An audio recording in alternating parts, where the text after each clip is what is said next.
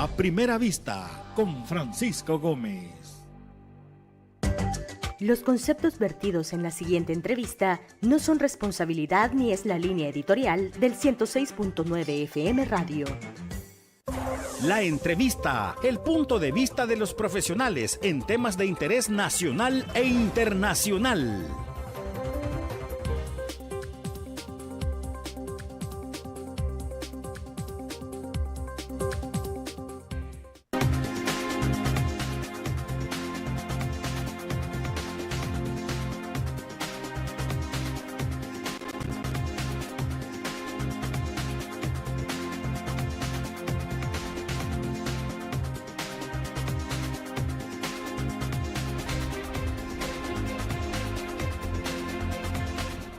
En cualquier país del mundo la economía es un eje principal, es un índice que ven todas las organizaciones, todos los países, todos los inversionistas para saber a dónde están ellos posicionados, hacia dónde van, es bueno, es malo, en qué se invierte, cómo está la economía de cada país. Eso es el reflejo fiel de cada gobierno.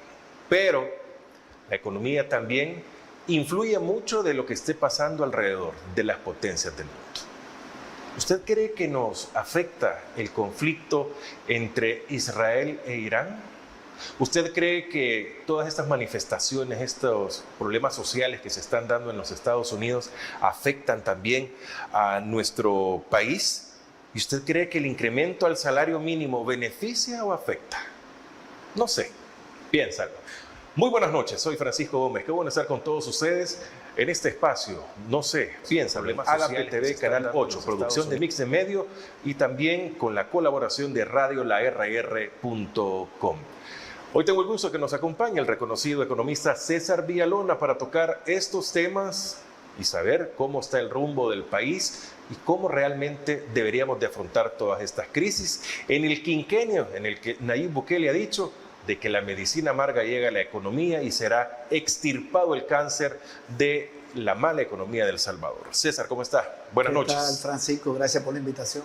Bueno, muy amable César por venir y estar acá con nosotros. Estamos a 18 días de que ha incrementado el salario mínimo.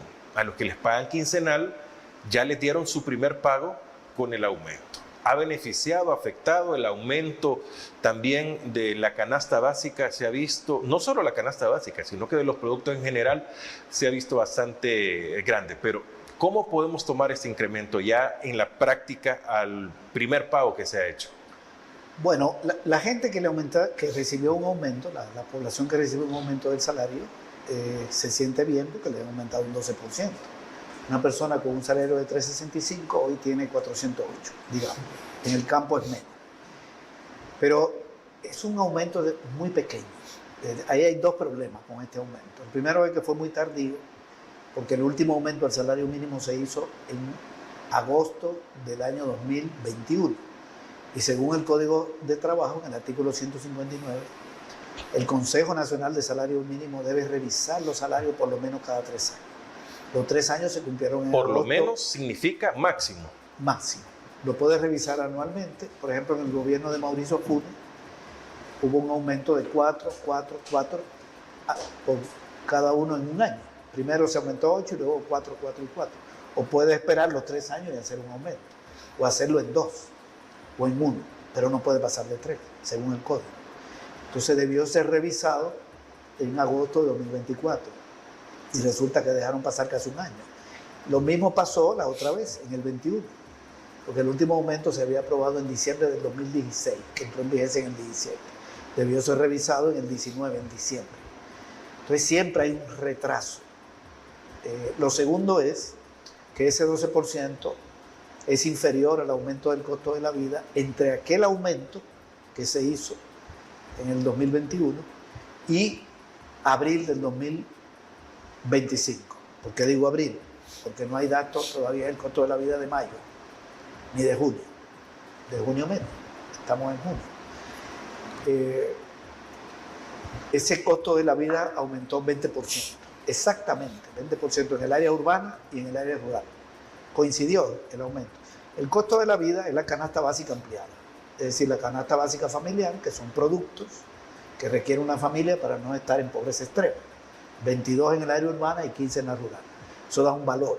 Luego eso se multiplica por 2 y con la otra mitad del dinero se supone que la familia o la persona va a cubrir el gasto de la casa, de la vivienda, los servicios básicos y el vestuario, los servicios de salud, educación, transporte, energía y agua. Eso es lo que se llama costo de la vida. Ese costo de la vida creció 20%, porque la canasta básica ampliada aumentó en ese porcentaje. Sin saber de que venía un aumento al salario mínimo. Exactamente. Entonces, si ya había aumentado en un 20%, el salario mínimo debió aumentar por lo menos en un 20%, para recuperar la pérdida del poder adquisitivo desde el año 2021, desde agosto del 21. De manera que una persona que hoy tiene 408, porque le subieron el salario, compra menos que lo que compraba en el 2021, porque le aumentaron un 12 y todo se encareció, este costo de la vida, en un 20. Entonces es insuficiente. Yo no quiero decir que esa persona no esté mejor, claro que está mejor porque le están dando un poco más de dinero, pero no recupera lo perdido. Y lo segundo es, hay otros aspectos, que la mayoría de la gente no tiene aumento salarial. El salario mínimo se le aumenta más o menos el 45% de la población que trabaja en el sector privado, porque ese es el que ha subido, no es en el gobierno, y no en el sector construcción, porque el sector construcción se fija por contrato colectivo. Quiero decir esto porque tampoco es toda la población laboral, sino que es un porcentaje. Y lo tercero es que no hay medida compensatoria para el sector agropecuario y las MIPYMES. La propuesta de las organizaciones populares era de aumentarlo en un 25%.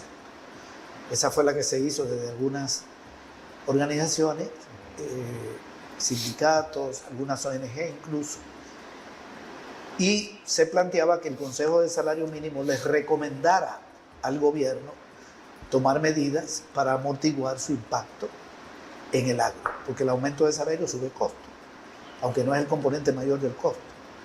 Pues sí lo es, por ejemplo, en el café, en el arroz, tiene un peso, no tanto en la industria, no influye tanto. Pero las MIPYME, que son empresas de poco tamaño y de poca ganancia, y las pequeñas, sobre todo las micro y las pequeñas, las medianas no tanto, tienen que pagar más. Entonces eso le puede afectar su rentabilidad. Entonces se recomendaban aquellas propuestas que el Estado le diera subsidio, que aumentara las compras públicas a la MIPYME, que le diera subsidio al sector agropecuario, que el paquete agrícola, que lo bajaron de $120 a 75 con una tarjeta que es lo que dan, lo aumentaran, crédito.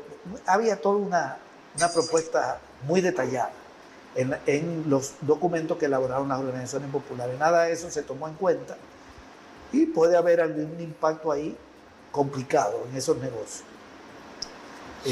Negocios de 15 empleados, 12 empleados, 25, 30. Podría tener algún impacto negativo en el empleo ahí, por no tomarse esa medida. Por cierto, el gobierno cuando se hizo aquel aumento, en el 21, decidió que las MIPYME no lo pagaran, sino van de sal, como una medida compensatoria, pero ahora no tomaron ninguna.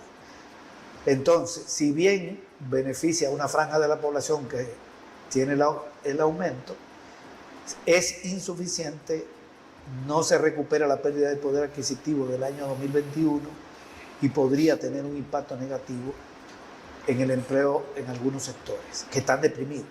Por cierto, el sector agropecuario es un sector deprimido. La tasa de crecimiento del PIB agropecuario ha sido de menos 0.8%, más o menos, casi menos 1% entre el 2019 y 2024. Entonces tú tienes una agricultura en declive, donde la producción de maíz está mal, la de frijol está mal, y aumenta el salario, con lo que estamos de acuerdo, pero no le da compensación, ahí puede haber problemas. No hay información del aumento de los precios, porque no tenemos datos de inflación, del incremento del costo de la vida, o sea, de los rubros de la canasta básica y la ampliada del mes de mayo. Entonces no sabemos. Y tampoco tenemos información de junio. Yo me estoy refiriendo a información oficial. Okay. Permítame una pausa para seguir hablando de este tema. Está con nosotros el economista César Villalona en No sé, piénsalo.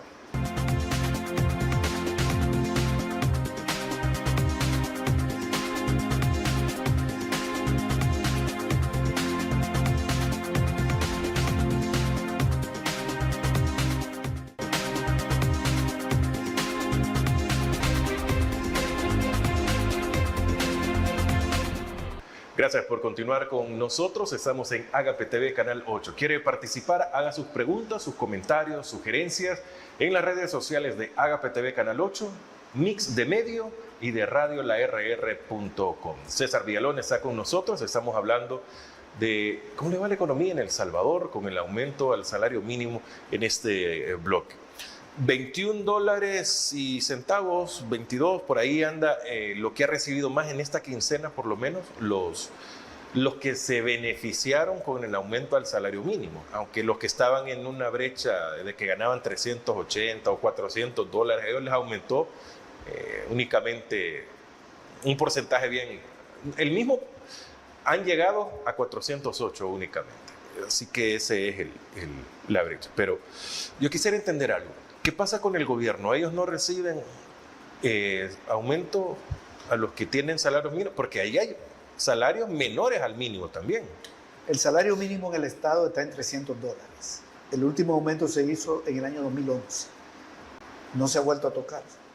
Ahora, la mayoría... ¿Y eso le corresponde también al Consejo del Salario Mínimo? No, eso lo aprueba la Asamblea Legislativa. El salario mínimo, hay 3 salarios mínimos, o sea, 3 instancias que determinan. En el Estado es la Asamblea Legislativa. En el sector construcción privado es a través de contrato colectivo. Y en el resto del sector privado es el Consejo Nacional de Salario Mínimo, al que le toca. Entonces ahí hay 4 salarios mínimos. El que llega a 4.8 es el de comercio, servicios e industria. El de maquila está por debajo, porque es un poco menor. Y en el campo hay 2. Uno que va a rebasar por poquito los 300 y otro que no va a llegar a 300. Son más chiquitos. Entonces, en el gobierno no hay aumento, aunque la mayoría de la gente que trabaja en el gobierno gana más del mínimo. O sea, la gente que está con 300 dólares no es mucha. Pero hay una franja de la población que tiene, digamos, ese salario, que no es tocado por este aumento. Yo quería hacer una precisión con lo siguiente. El último dato del costo de la vida, de la canasta básica alimentaria y la canasta básica multiplicada por 2, que es automático, es de abril. Ok, está más cara que en diciembre, un poquito más cara que en diciembre. Yo tengo los datos de la Oficina Nacional de Estadística y Censo y aparece, tanto en el área urbana como en la rural, un poquito más en la urbana que en la rural. No hay de mayo, pero sí está la inflación de mayo. Pero la inflación es otro concepto. La inflación mide cómo se mueven los precios de 238 bienes y servicios, que es la canasta de mercado. Pero ahí entra cualquier tipo de producto. Ahí entra desde la tortilla hasta el perfume o hasta el whisky, porque es una gama amplia. Lo que nos interesa medir no es la relación entre el salario y la inflación. Lo que hay que medir es la relación entre el salario, en el caso del salario mínimo, y el costo de la vida, que es lo que establece la Constitución. La Constitución dice en el artículo 38, uno de los incisos, que el salario mínimo debe cubrir el costo de la vida. Entonces hay que ver cómo crece el costo de la vida. Digo esto porque el presidente de la ASI, de la Asociación Salvadoreña de Industriales, dijo, me parece bien un 12%, porque la inflación ha sido 12%. Sí, pero no es con la inflación que se compara el salario. ¿Con qué? Es con el costo de la vida. Es decir, con una cantidad de productos. La inflación es muy grande. La cantidad de... ¿Qué le importa a una persona que tiene un salario que no se haya encarecido el whisky? O que no se haya encarecido el perfume? Y aparece una inflación que no es muy alta. Porque ciertos productos que no es de consumo de la gente, del 99% de la población, no se encarecen. No, es el salario costo de la vida. El costo de la vida son 22 productos en el área urbana, lo repito, y 15 rural. Y se multiplica por 2. Con eso es que hay que comparar el salario. Y el costo de la vida no subió 12. subió 20%. La inflación 12%, pero el costo de la vida 20%. Que hay una confusión en el manejo. Yo estuve en el Consejo del Salario Mínimo y debatíamos esto con la NEC, que yo quería un aumento en el gobierno de Serén, me acuerdo, de 3.5, porque decían la inflación era de 3.5. Sí, pero el costo de la vida había crecido más, porque la inflación mide otra cosa, ¿ve? Y el costo de la vida es lo que dice la Constitución, que es la comida básica, los servicios básicos, la vivienda y el vestuario. La inflación puede no ser muy alta porque hay 80 productos que no suben, pero resulta que esos 80 no son de consumo del pueblo, ¿verdad? Ropa cara, el ejemplo que estaba poniendo. ¿Qué tiene que ver el pueblo con eso?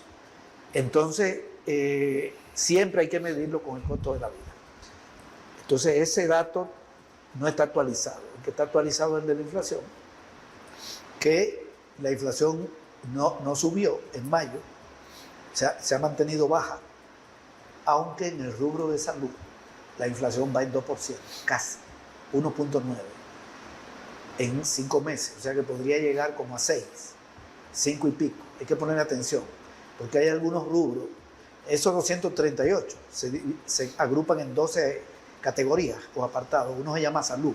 En salud la inflación apunta este año a superar el 5%, y también apunta a cerrar el 5% en el rubro de gas, electricidad, artículos del hogar, muebles del hogar, que es otro rubro.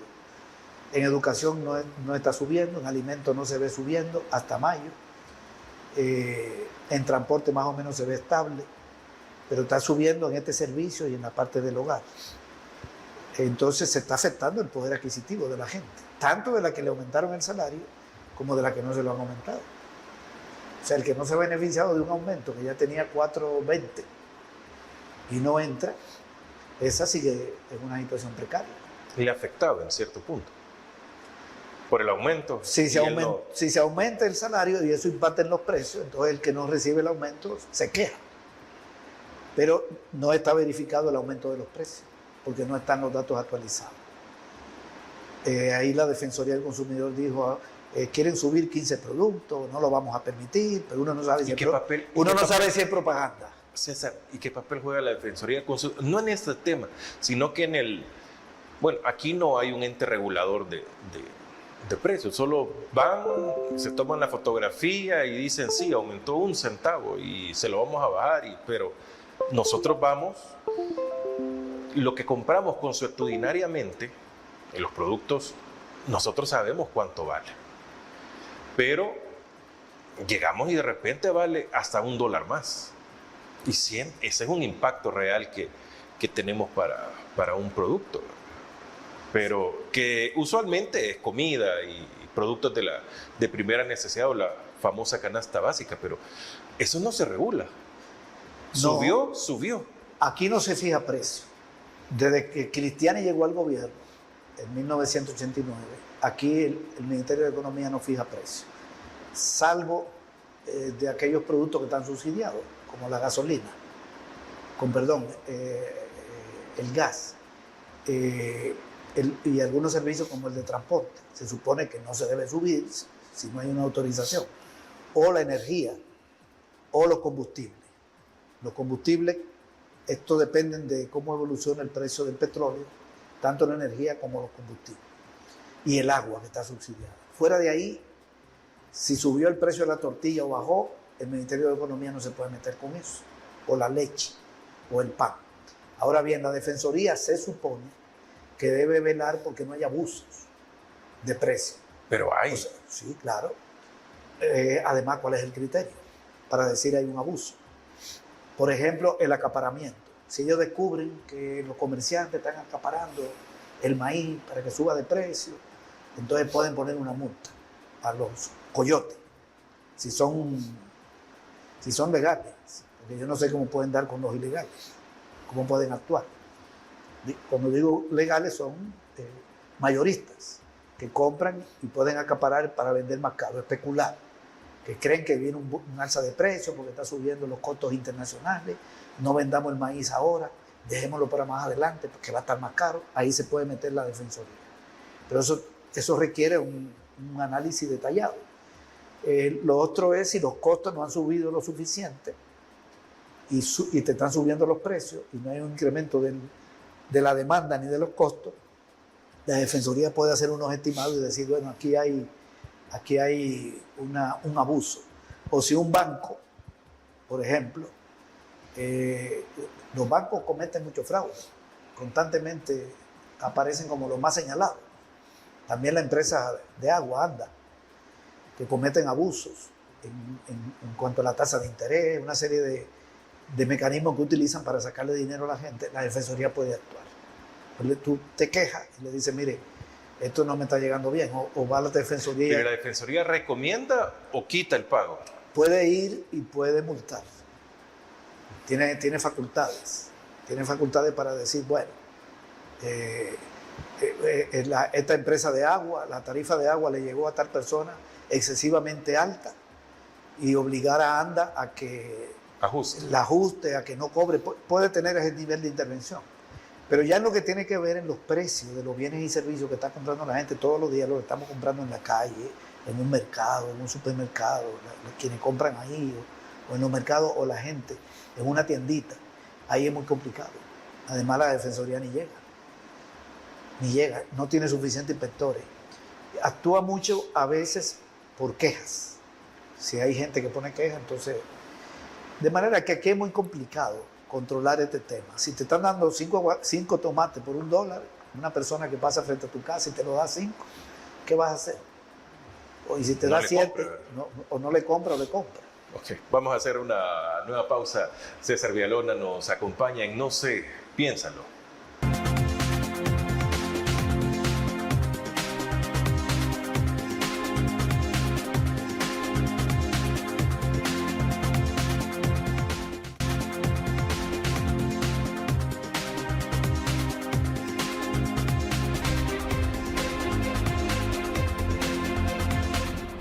Inmenso el gusto de continuar con nosotros. Buenas noches. Está en No sé, piénsalo. César Villalona, economista, nos acompaña. César, siempre dicen que cuando empieza una guerra, un conflicto entre países, va a aumentar todo. Otros dicen, pero ¿y por qué? Si al otro lado del mundo está pasando, a nosotros, ¿por qué nos va a afectar? En los últimos días hemos conocido del conflicto entre Irán e Israel. ¿Esto afecta en la economía al final en nuestro país? Sí, esta guerra tiene un impacto global. Depende también de qué tanto se prolongue.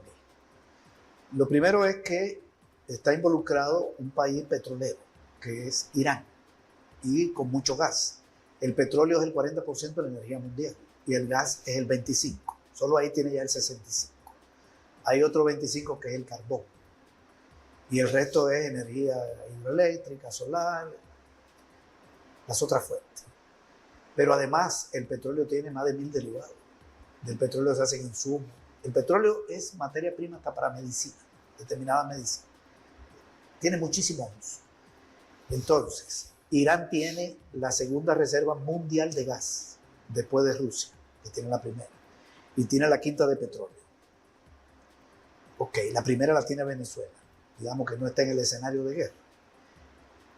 Pero al lado de Irán está Irak, que tiene la tercera reserva de petróleo.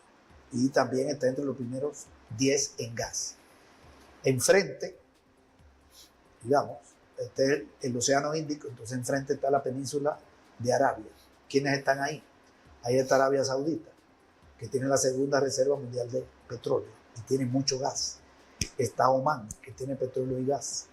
Está Kuwait, pegadito de Irak, que tiene mucho petróleo, también de las grandes reservas. Está Emiratos Árabes Unidos, que tiene petróleo. Este es otro país importante ahí, entre otros. Entonces, solo ahí ya tú tienes una buena parte grande, posiblemente más del 30% del petróleo que se produce y del gas. Y hay un estrecho que separa a Irán de la península arábiga, que se llama Estrecho de Hormuz, por donde pasa 30-35% del petróleo y del gas del mundo. Entonces, La guerra es con Irán. Israel ataca a Irán, Irán se defiende. Así comienza. Y así está ahora. Ya está el conflicto. Pero eso puede involucrar a los demás países árabes y puede interrumpir la circulación de petróleo y gas por ahí, por esa zona, que es el Golfo Pérsico, ¿verdad? Está Irán, está Irak, el Golfo Pérsico, la península aquí. Entonces es una zona donde hay demasiado petróleo y demasiado gas. Si eso se interrumpe, se va a disparar el precio del petróleo y el precio del gas. Irán ha dicho que podría cerrar el estrecho de Hormuz, le queda enfrente, ellos lo pueden hacer. Pero además, al lado de Irán está Pakistán y al lado está la India, que demandan mucho petróleo, demandan mucho gas. Más arriba por allá está China, por el otro lado está Rusia, etc. O sea que todo está medio ahí, no está tan lejos. Está África ahí nomás. Está Yemen en la península arábiga, que también pertenece a África. Entonces es una zona complicada. Ahí en el Índico, por el Índico, circula el 40% de las mercancías que circulan en el mundo. El canal de Panamá, que Estados Unidos lo quiere controlar, por ahí circula el 5%. En esta región circula el 40%, no de petróleo y gas, sino de las mercancías. Porque China vende muchísimo aquí. Saca y tira para África. Saca el Índico. Entonces, esa guerra no se queda Irán-Israel, sino que involucra a otros países. Y también golpea una región de mucho comercio y sobre todo de combustible. Entonces, ¿qué es lo que puede pasar si se prolonga? Que baje la oferta de petróleo y la oferta de gas, pero la demanda es la misma. Estados Unidos necesita consumir tanto petróleo, Europa también, China también. China es importador. Estados Unidos está autoabastecido con el petróleo de esquisto, pero Europa demanda bastante petróleo y gas, tiene más del 20% del consumo mundial. China, todos esos países el mundo entero demanda petróleo y gas y otros productos, todas las mercancías. Eso significa que se dispararía el precio del petróleo y del gas si esta guerra se prolonga. Ya subió 8%. Ya subió el petróleo hace unos días. ¿Y qué significa eso? Bueno, que se va a encarecer los costos de producción a nivel internacional.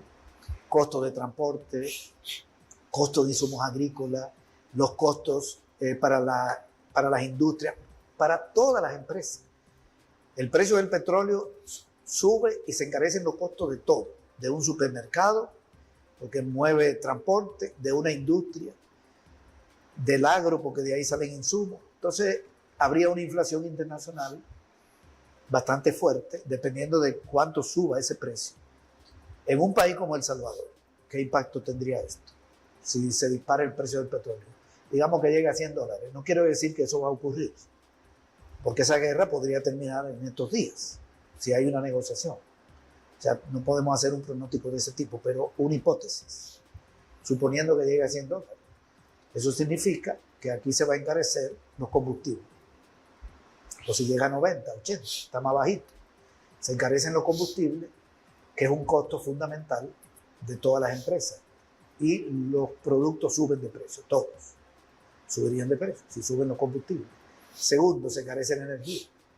Aquí se revisa la tarifa cada 3 meses, dependiendo de cómo evoluciona el precio del petróleo, porque aquí más del 30% de la energía que se genera es térmica, que es de búnker, que es un derivado del petróleo. El encarecimiento de la energía, ¿qué significa? ¿Cuál es el costo de una industria? Los principales costos son la materia prima y la energía. El tercero es el salario. Pero en un comercio también hay energía, en un supermercado, en un almacén. Es decir, la energía la utiliza todo el mundo, hogares, empresas, instituciones públicas. Entonces suben los costos de la energía y eso se va trasladando a los precios. Tendríamos una inflación alta en El Salvador. Pero además, este país es importador, no solo de petróleo, de derivados del petróleo. Y de derivados del petróleo que sirven para hacer energía, no solo combustible. Sino que también es importador de alimentos, de muchos productos alimenticios y bienes de consumo, cuyos precios subirían porque lo traemos de países donde los costos suben.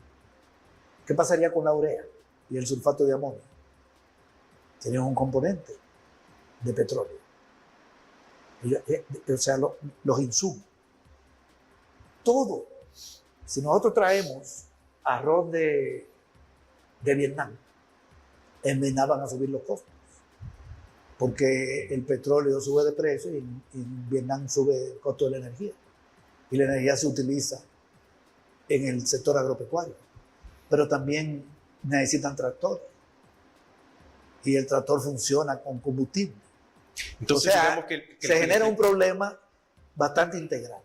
El problema principal sería que afecta hasta este lado del mundo el petróleo, el gas, el petróleo. Todos los países del mundo están conectados. No hay ningún país que no tenga un impacto negativo. Si el petróleo importador, sube la gasolina, pero estoy hablando, flete, ¿no? Sí, lo que no necesitamos, porque hay países que son exportadores.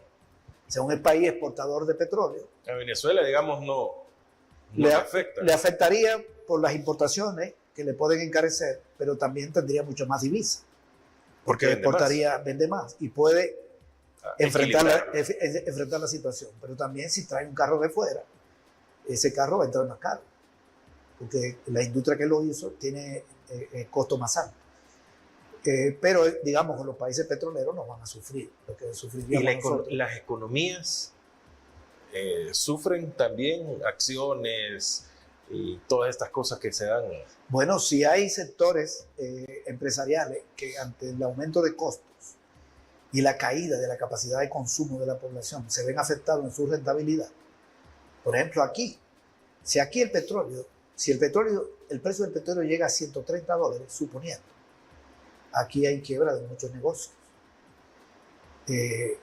Pero también eso podría pasar en Canadá, podría pasar en otros sitios. Entonces la bolsa de valores, ahí hay problemas en la bolsa de valores, porque muchos, no tanto en un país como El Salvador, que tiene una bolsa de valores muy chiquita, pero países ya como Canadá, México, la pérdida de rentabilidad de muchas empresas hace que sus acciones bajen.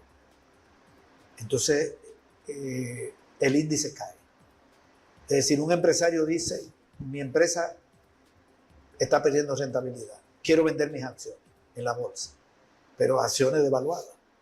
Entonces cae el índice de la bolsa de valores, lo cual tiene un impacto a nivel de las empresas, a nivel internacional, las transacciones que se hacen por ahí. Todo se ve afectado, pero, insisto, sí es un conflicto prolongado que provoca un alza de medida de los combustibles. O mejor dicho, de los combustibles no, de estas fuentes de energía que son de fósiles, que son el petróleo y el gas, fundamentalmente. Y también el carbón se puede ver afectado, aunque por ahí hay menos. La mayor parte del carbón está en Estados Unidos y está en China. Okay. Bueno, vamos a hacer una nueva pausa. Al regresar, ¿qué está pasando en Estados Unidos? Todas estas protestas que están contra Donald Trump o contra inmigrantes, ¿afectan a El Salvador? Hacemos una pausa y ya regresamos.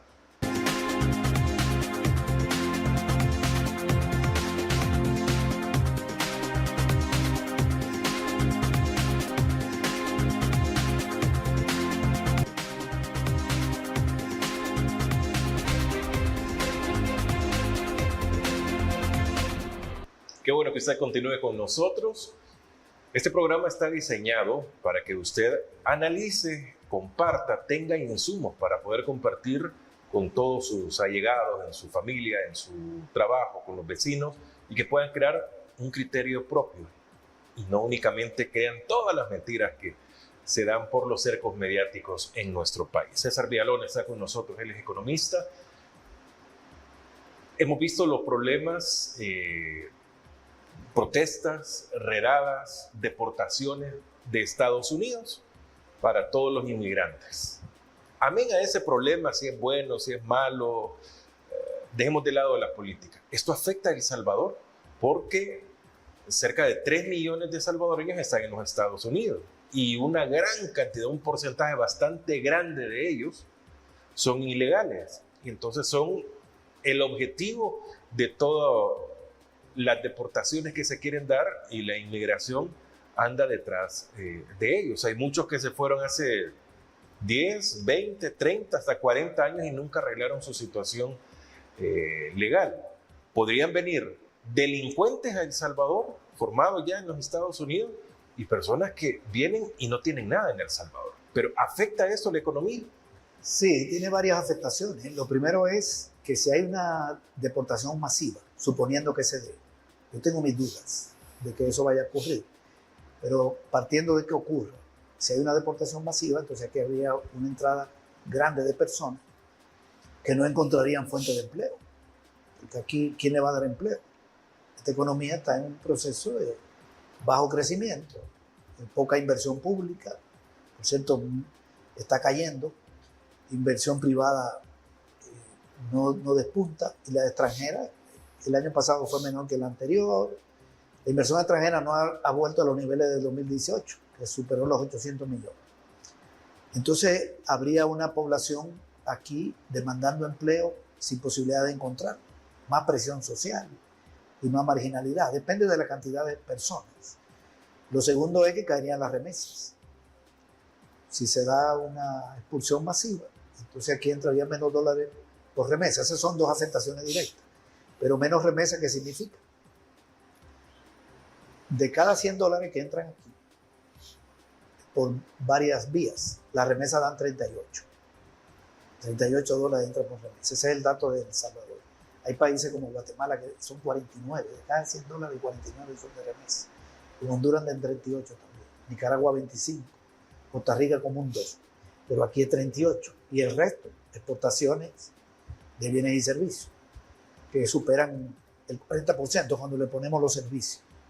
Deuda pública, los dólares, el endeudamiento del Estado, entrada de dólares, inversión extranjera muy poquito. Entonces las remesas son una fuente de divisa esencial. Superan las exportaciones de bienes, no las exportaciones totales. Cuando ya tú pones bienes y servicios, estás hablando de más o menos, las exportaciones de bienes y servicios aquí andan por los 12.000 millones. Y la de bienes, 8.500, la remesa 8.500 y pico. Entonces, una disminución en la entrada de dólares por remesa significa menos familia con remesa y menos capacidad de compra. Eso baja el consumo. Menos recaudación del gobierno, porque cuando la gente compra con la remesa, paga IVA, dependiendo de dónde compre. Si una persona compra medicina en una farmacia, paga IVA. Si compra en un supermercado, paga IVA. Si compra en el sector informal, no.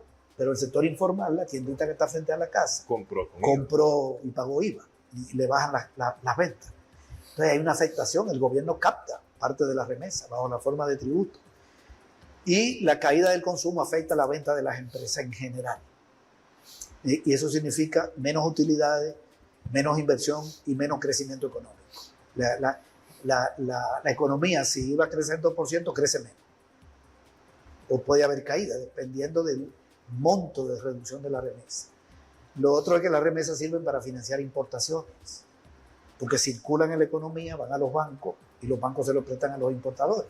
Ese petróleo, o mejor dicho, los derivados del petróleo de que hablaban, que vienen de fuera, se pagan con dólares. No se pagan con colones, ni con Bitcoin, ¿verdad? Con el Bitcoin aquí hubo toda una cantidad de promesas, ya pasó a la historia. Nunca sirvió para lo que dijeron, porque no es moneda, es un activo digital. Entonces hay que pagar lo que se trae de fuera con dólares. Si baja la entrada de dólares, hay peligro. Por cierto, en el acuerdo con el Fondo Monetario Internacional, el fondo le dio 600 millones de dólares al Banco Central, 600, de los 1.370, para que tenga ese dinero de reserva. Porque en el capítulo, en el acuerdo hay una parte que dice que hay un entorno internacional peligroso. Las exportaciones de este país cayeron en el 13 y cayeron en el 14. Y el fondo en su análisis dijo hay peligro para el año 2025. ¿Cuál es el peligro? La guerra comercial que desató Estados Unidos, que puede tener un impacto allá y afecta nuestras exportaciones, y la política migratoria, que puede afectar la remesa. Si afecta la remesa y las exportaciones, entonces que el Banco Central disponga de un dinero para garantizar que las importaciones no caigan, para poder venderle a inyectarle dólares, digamos, inyectar dólares para fines de importación. Esas reservas pueden ayudar, pero si las remesas caen mucho, hay problemas. Por cierto, las remesas han estado creciendo hasta abril. Han crecido casi 16%. Pues la gente sabía que venían estas redadas y se adelantó a mandar dinero. Y porque saben que sus familiares están mal. Pero eso no quiere decir que eso vaya a continuar. Pero hay otra afectación, que es indirecta, digamos. Digo indirecta porque estas que estoy mencionando son propias de nuestro aparato productivo, de nuestro consumo nacional, etc. Y es que estos daños también ocurrirían en Guatemala y ocurrirían en Honduras, en el resto de Centroamérica y otros países. ¿Y dónde vende El Salvador? Si hay si la economía guatemalteca disminuye su tasa de crecimiento, digamos que no tenga caída, pero en vez de crecer 2% la producción, crece 1,8%, y la de Honduras crece menos, y la de Costa Rica y la de Nicaragua, El Salvador se ve afectado porque coloca en esos países el 45% de sus exportaciones. Entonces ahí hay otra afectación, no porque estén expulsando salvadoreños de Guatemala, sino porque la economía de Guatemala tiene problemas y ahí El Salvador vende. Entonces se encadena el asunto. César, ¿y este porcentaje, este impuesto que le va a poner Estados Unidos a las remesas, afectará directamente? Sí, también. Tengo entendido que eso es para la gente que no está naturalizada. ¿Cómo que le dicen allá? Ilegales. O sea, que la persona que le dan la nacionalidad no lo paga. Que solo son residentes. Sí, que no son residentes o personas que trabajan con permiso de trabajo o que andan ahí en la informalidad, que no tienen sus papeles, pero que envían. Yo creo que la mayoría de la población está en esa situación. Si eso finalmente se aprueba, va a tener un impacto en la remesa, en la reducción. ¿Por qué? Porque una persona que está mandando $100 y le cobran una comisión, los bancos, sí, allá. Pero ahora el gobierno le quita 3.5.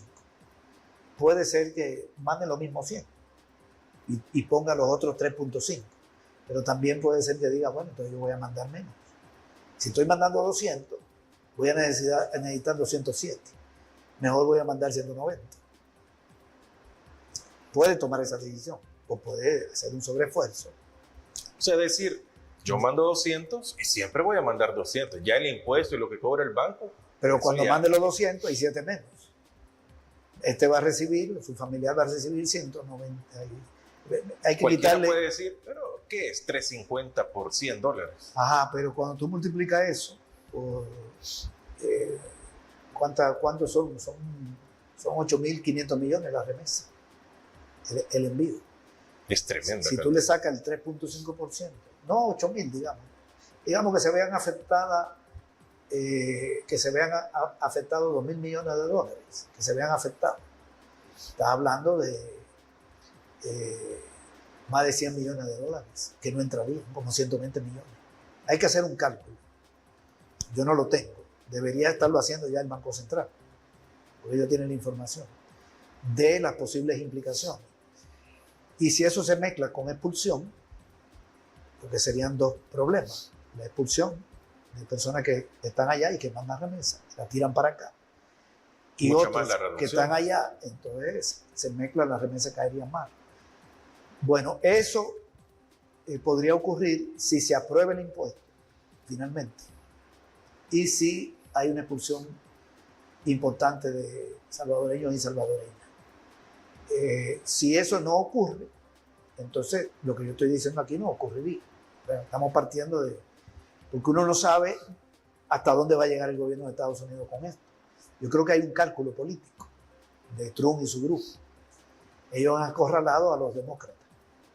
Porque esa política de persecución de migrantes, que es contraproducente para ellos desde el punto de vista económico, porque expulsan mano de obra barata, y ellos están en competencia con Canadá, con China y con México, que son los países donde traen el 43% de sus importaciones. Entonces, expulsar mano de obra barata para tener que contratar mano de obra cara es como contraproducente, pierden competitividad. Pero hay una pensada política, que parece que la mayoría de la población de Estados Unidos apoya esa política por razones de nacionalismo, de racismo, y eso le puede dar a Trump cierta simpatía de cara a las elecciones que vienen de medio tiempo, como le dicen, las elecciones para el Congreso. Pueden estar calculando eso, pero también puede estar calculando que esto le va a afectar por el lado económico y por el lado de los conflictos que se están generando y detengan la política. De manera que no podemos hacer un vaticinio. Lo que sí podemos decir es que si hay una deportación masiva y si el impuesto se aprueba, la remesa cae. Eso sí lo podemos decir. Y la economía en el país se ve afectada por los elementos que hemos señalado, bueno, de menos capacidad de importación, etc. Una nueva pausa para venir con la parte final con César Villalona.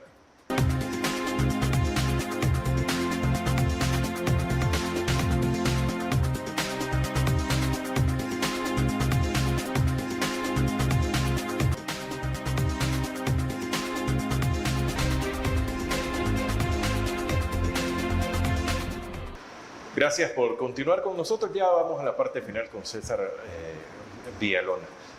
César, brevemente, ¿qué recomendaciones puede darle a toda nuestra audiencia sobre cómo manejar el dinero? Seguimos gastando, gano 408, gasto 408. O sea, ¿qué deberíamos de hacer? Porque no se vislumbra nada muy positivo y de que vaya a fluir leche y miel en los próximos meses, ¿verdad? Bueno, mira, hay gente que ya, hay un reporte que sacaron por ahí, familias que están haciendo, por ejemplo, celebraciones de cumpleaños, celebración del Día de las Madres en su casa, para gastar menos. Porque a veces se hacen fuera y hay gastos, sobre todo en los sectores medios. Eso te da una idea de que ya la gente está diciendo, bueno, vamos a gastar lo menos posible. Eso, digamos, a mí me parece una buena decisión. La encuesta de la UCA de diciembre del año pasado dice que el 61% de la población ya no está consumiendo leche, ni huevos y algunas carnes, 61%. Yo no estoy recomendando que no se coma, yo estoy diciendo que es una realidad, ¿verdad? Si no es prioritaria la leche, pero sí es prioritario esto, entonces hay una priorización. Yo creo que la gente tiene criterio suficiente para decir por qué sustituyo esto y mantengo esto. Y un 35%, según esa encuesta, para llegar a fin de mes en deuda con alguien. Es terrible la situación. Entonces, ¿qué podríamos recomendar? Hacer el mejor uso posible del dinero de que se dispone. ¿Cuáles son los ingresos de la población? La variable de ingresos, salario. Salarios son malos, la mayoría. Incluso con este mínimo no cubre el costo de la vida, que está cerca de $500 en el área urbana, como 493, 94. Y en el área rural, el costo de la vida se acerca a 400. O sea que el mínimo no cubre la brecha. Todavía no cerró la brecha, el aumento que hubo. Entonces, esa es una variable. La mayoría de los salarios son bajos. Según la encuesta de hogares, aquí el salario promedio ronda los $400. Para los hombres, y en el caso de las mujeres anda como en 350 y pico. Es un dato del 23, no tenemos el actualizado, pero no creo que haya variado mucho. Otra fuente de ingreso son las pensiones, son malas. Veteranos de guerra que le dan $100 y está comprando el 65% de lo que compraba hace 6 años.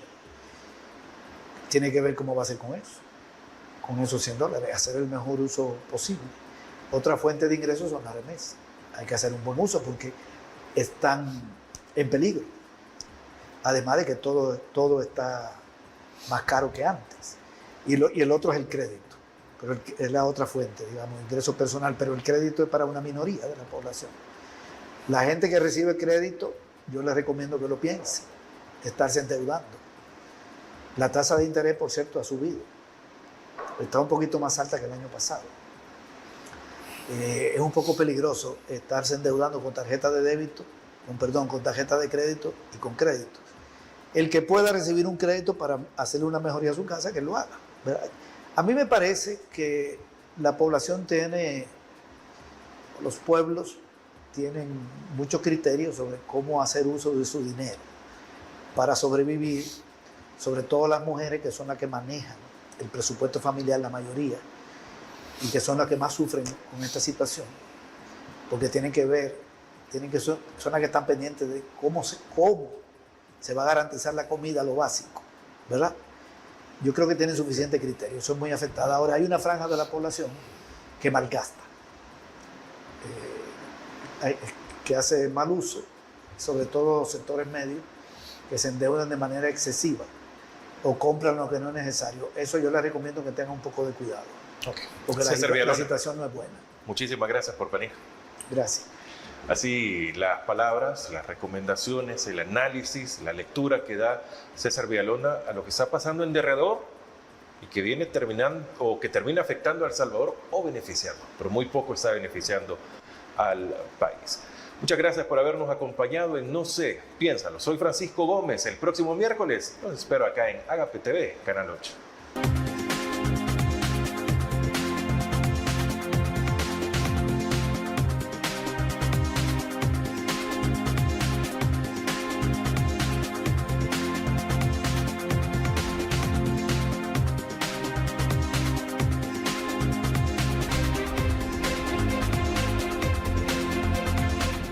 La entrevista, el punto de vista de los profesionales en temas de interés nacional e internacional.